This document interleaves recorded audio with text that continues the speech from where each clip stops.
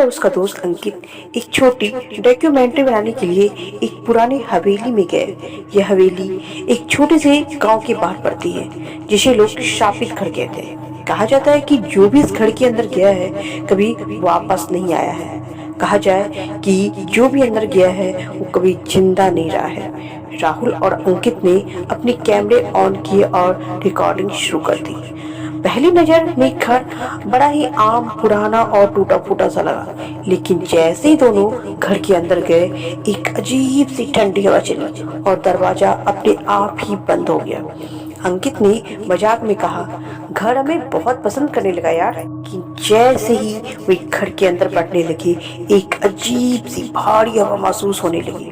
दीवारों पर पुराने हाथों के निशान थे और एक जगह खून से लिखा हुआ था, यहाँ से वापस मत जाओ।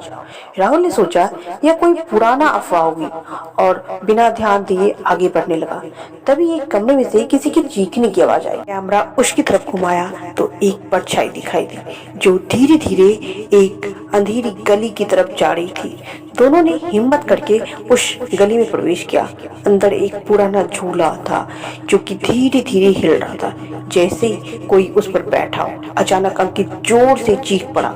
उसकी कमर पर किसी के नाखून के गहरे निशान थे, जैसे ही किसी ने उसे खरोच दिया हो।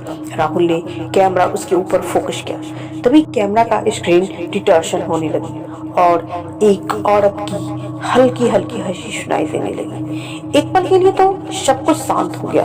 फिर अचानक एक भयानक औरत, उसका चेहरा जला हुआ था, कैमरे के बिल्कुल सामने आ गई और बोली, तुम लोग को यहाँ नहीं आना चाहिए था। उसने भारी आवाज में कहा। राहुल और अंकित ने अपनी जान बचाने के लिए वहां से भागना चाहा, लेकिन दरवाजा बंद हो गया। अब वह बिल्कुल भी नहीं खुल रहा था। पीछे से वो औरत भी तेज कदमों के साथ उसकी तरफ आगे बढ़ने लगी।